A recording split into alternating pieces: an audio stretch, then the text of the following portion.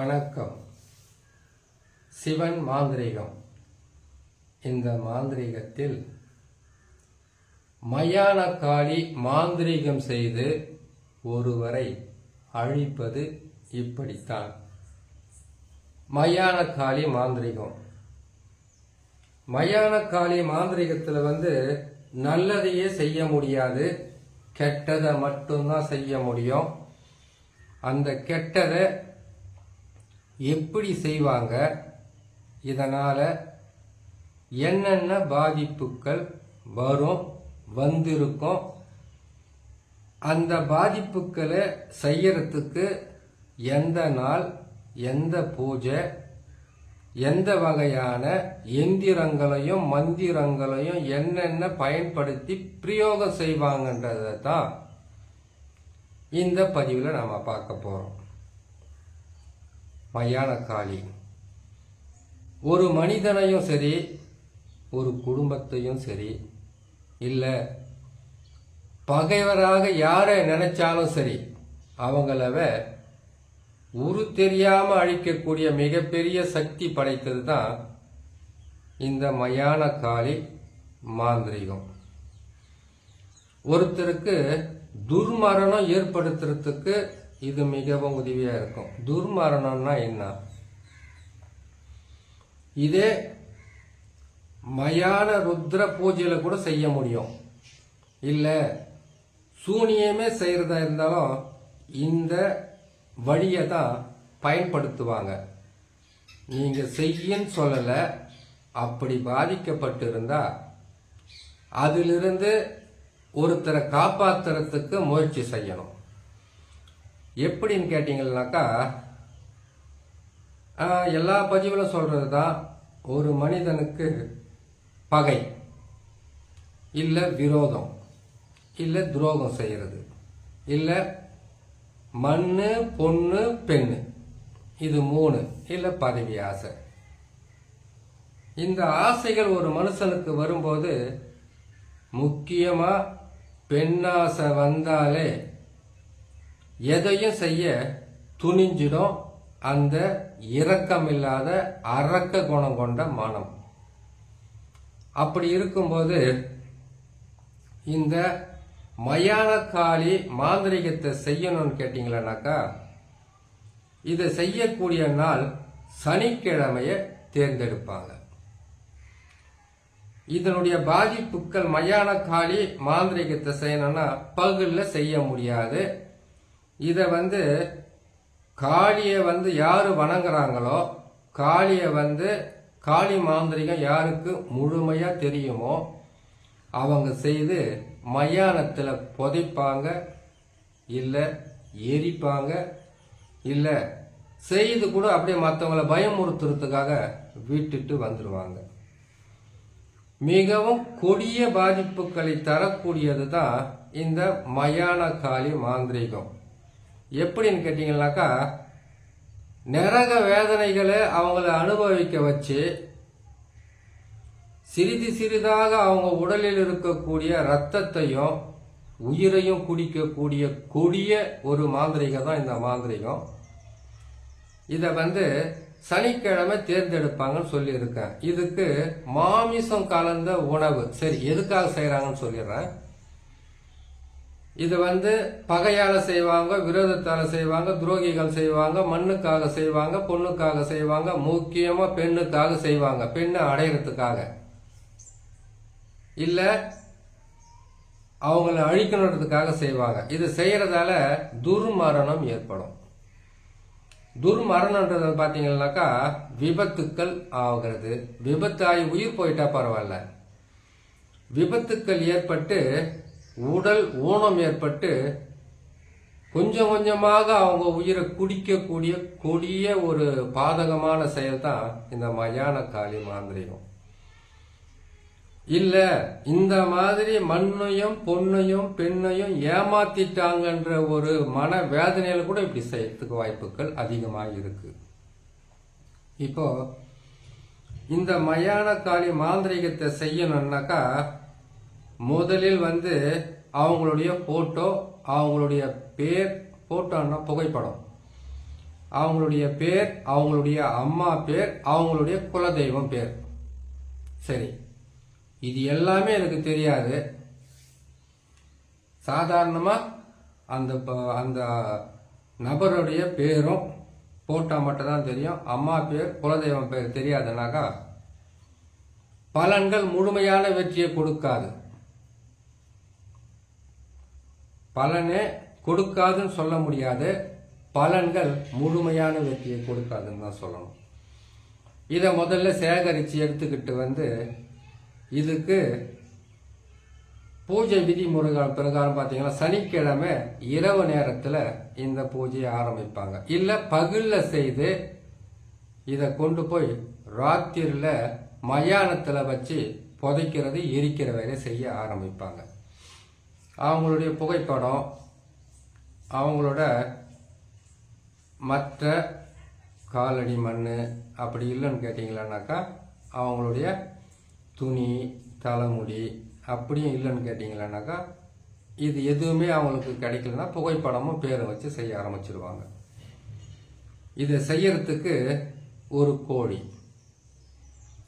ஆணா இருந்தா சேவல், பெண்ணா இருந்தா பெட்ட கோழி. ஆணுக்கு செய்யணும்னா சேவல் கூவக்கூடாது, பெண்ணா இருந்தா அது கன்னி கோழியா இருக்கணும். இதுதான் இதுக்குள்ள இருக்கக்கூடிய ரகசியம். யாரை நீங்க கொடூரமா அழிக்கணும், விபத்து ஏற்பட்டு தற்கொலை பண்ணிக்கிட்டு அவங்க உதிரத்தை சிந்தி நரக வேதனையை அனுபவிச்சு அழிக்கணும்னு நினைக்கிறாங்களோ அவங்களுடைய புகைப்படம் பேரை ஒரு செம்பு தகடு, காரிய தகடு, இரும்பு தகடு ஏதாவது ஒரு தகடுல அழிக்கிறதுக்கு உண்டான மந்திரங்களையும் அந்த சக்கரத்தையும் எழுதி, இதே போட முடியாது சக்கரம் மந்திரமெல்லாம், அதுக்குன்னு தனித்தனியா இருக்கு சக்கரமெல்லாம். அந்த ஒரு சக்கரத்தை போட்டு அந்த பீஜத்தையும் அதுக்கு உண்டான அச்சாரத்தையும் எழுதி காட்டணும்னா ஒரே பதிவு அரை மணி நேரம் ஆகும். அவ்வளவு கஷ்டம். அதெல்லாம் மனப்பாடமா தெரிஞ்சால் கூட செய்யறதுக்கு கஷ்டமா தான் இருக்கும். அதை பார்க்குற பொறுமை யாருக்கும் இருக்காது. முதல்ல இதெல்லாம் போட்டுக்கிட்டே வரலாம். இன்னும் எத்தனையோ பதிவு இருக்கிறதுனால ஒரே பதிவில் சீக்கிரமா போட முடியாது. சரிங்களா?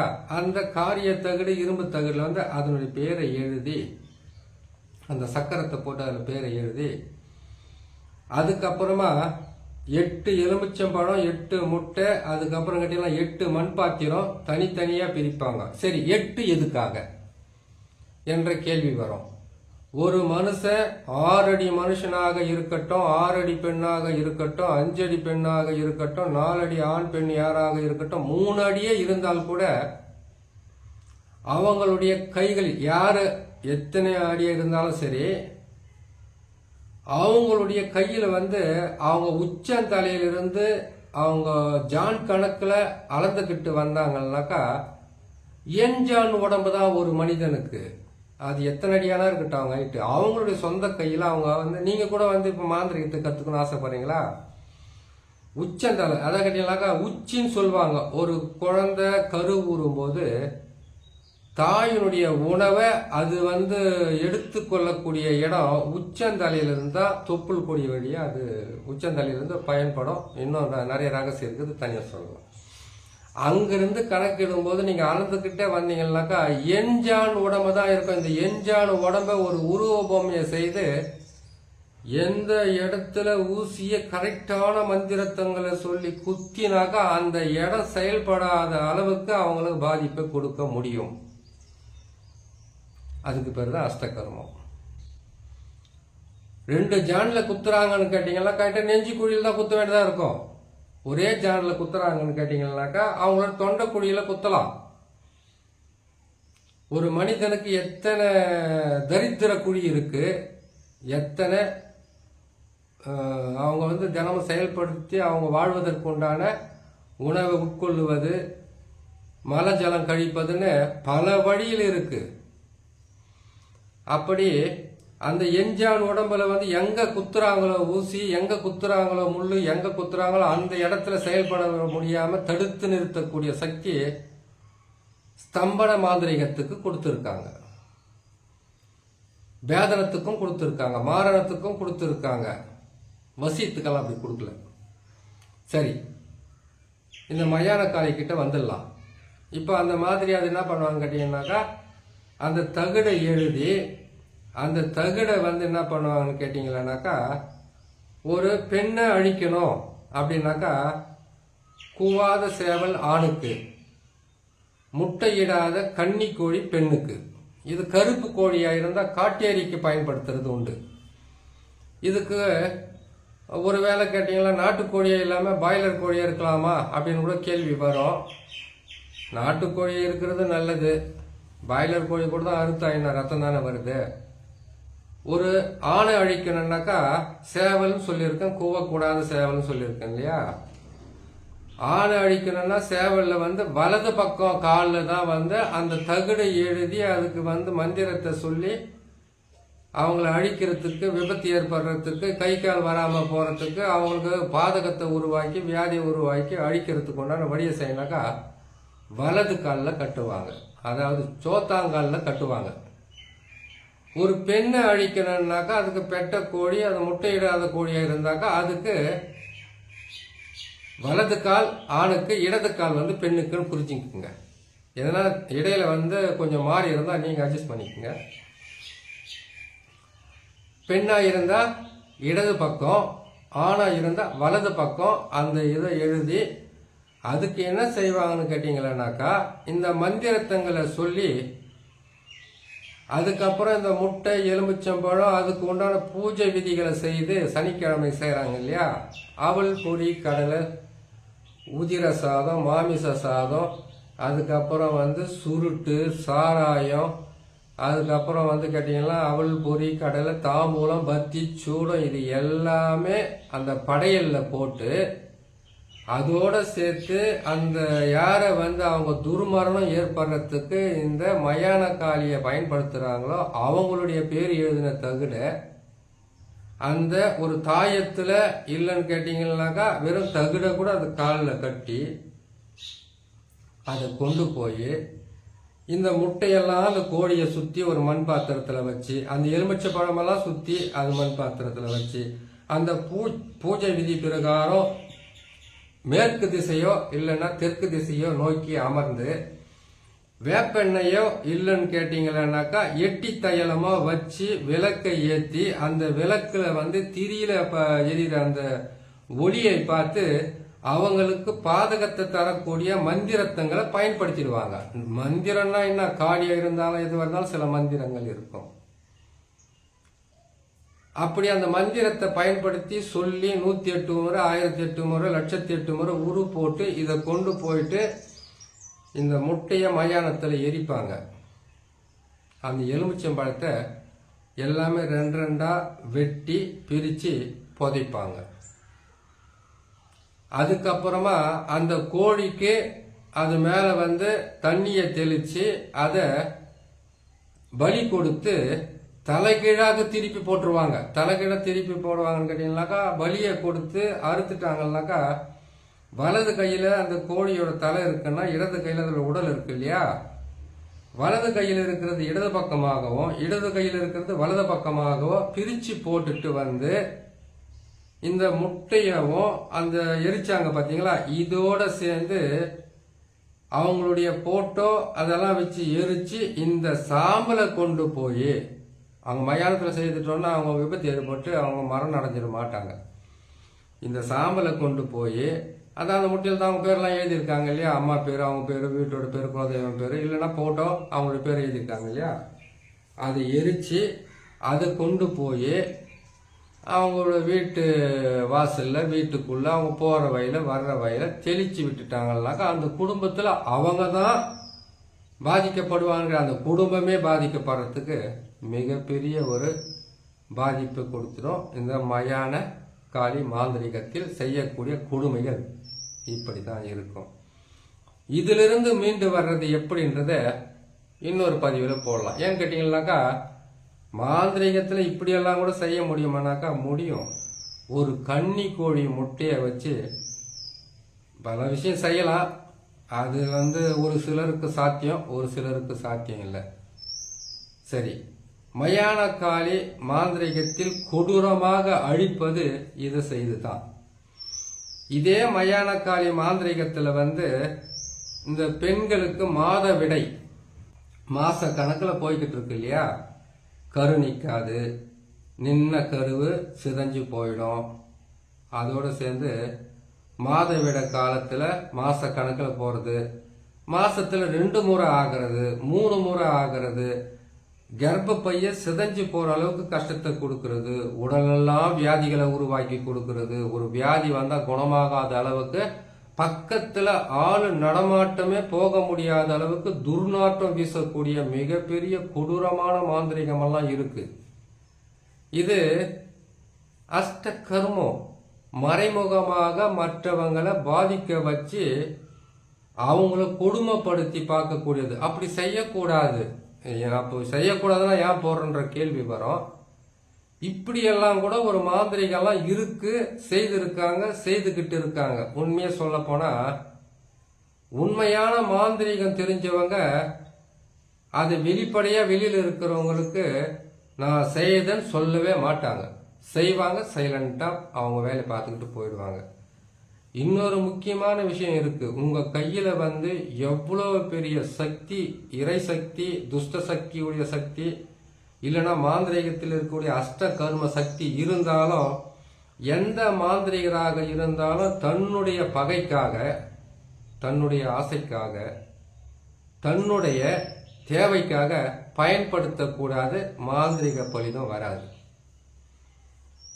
நீங்க உண்மையாவே மாந்திரிக அஷ்ட கர்மத்தினுடைய 8 வகையான எந்திரம், மந்திரம், கரு, உரு, அதுக்கு உண்டான மூலிகை, அதுக்கு உண்டான அஷ்ட கர்மத்துக்கு தேவையான அனைத்து கரும பொருட்களையும் சேர்த்து அதுக்குண்டான மந்திரங்களை சொல்லும் போது உங்களை சுத்தி 8 வகையான அஷ்ட கர்மத்தினுடைய தெய்வங்களும் தேவதைகளும் உங்களை பாதுகாத்துக்கிட்டே இருக்கும். உங்களை அழிக்கணும்னு நினைக்கிறவங்க தானாவே அழிஞ்சு போயிடுவாங்க. நீ செய்யறவங்க தான் அதை பயன்படுத்த கூடாது. எந்த காரணத்தை கொண்டும் பகையாக இருக்கக்கூடாது. உங்களுக்கு ஒரு எதிரியே, துரோகியே என்னை காப்பாத்துன்னு சொன்னா மனம் கஷ்டப்படாம செய்து கொடுக்கணும். அதுதான் மாந்திரிக பலிதம் வரும். அப்படி செய்யறவங்களுக்கு மற்றவங்களை காப்பாத்துறதுக்கு ஏன்னு கேட்டீங்கன்னாக்கா பகையாலையும், வெறுப்பாலையும், எதிர்ப்பாலையும், ஒருத்தருக்கு உண்டான தீராத கஷ்டத்தாலையும் அவங்களுக்கு மாந்திரிகத்தை பயன்படுத்துவாங்க. முடிந்த அளவுக்கு தவறான வேலைகளை செய்யறது தவிர்த்து ஒருத்தரை காப்பாத்துறது, பிரிஞ்சவங்களை சேர்க்கறது, ஒரு குடும்பத்தை காப்பாத்துறது, செய்வினையை எடுக்கிறது, ஏவல் பில்லி சூனியத்தை எடுத்து அழிக்கிறது, ஒரு மாந்திரிக பாதிப்பிலிருந்து மீட்டு கொண்டு வர்றது, இப்படியெல்லாம் செய்துட்டு வந்தாக்கா உடனுக்குடனாக பணக்கார ஆகணும், வசதி ஆகணும், நல்லா இருக்கணும்னாக்கா அதுக்கு பல வழியை தேர்ந்தெடுக்கிறதுல மெல்ல மெல்ல நீங்க செய்துக்கிட்டு வெற்றி பெற்றுக்கிட்டே போனீங்கன்னா உங்களுக்கு பல வகையில நன்மைகளும் நடக்கும், சந்தோஷமும் கிடைக்கும், மன நிம்மதியும் இருக்கும். ஆனா மாந்திரிகத்தை பயன்படுத்தும் போது விரோதம், குரோதம், பகை, வெறுப்பு, ஒரு சின்ன விலங்கு மேல கூட உங்களுக்கு கோபம் வராத அளவுக்கு இருந்தா மாந்திரிகன்றது உங்க உள்ளங்கையில் இருக்கக்கூடிய நெல்லிக்கனியை போல உங்களுக்கு வசப்படும். மாந்திரிகத்தை செய்து சாதிக்கணும்னு நினைக்கிறத விட மாந்திரிகத்தில் அஷ்ட கருமத்தில் 108 வகையும் இதுக்கும் மேலையும் பல வகையான ரகசியங்கள் இருக்குதுன்றத ஒவ்வொன்றா புரிஞ்சுக்கிட்டாவே போதும். நீங்க நல்ல நிலையில வரலாம், நல்லபடியா செய்து முடிக்கலாம். பாதகமான இந்த மாந்திரிகங்களை போடுறோன்னு சொல்லிட்டு நீங்க நினைக்க வேணாம். இந்த மாதிரி பாதகத்தை செய்யறாங்கன்னா அதிலிருந்து எப்படி அவங்களை காப்பாற்றி கொண்டு வர்றதுன்றத ஒவ்வொரு பதிவா போட்டுக்கிட்டு வரேன். கேட்டு பயன்பெறுங்க. நன்றி.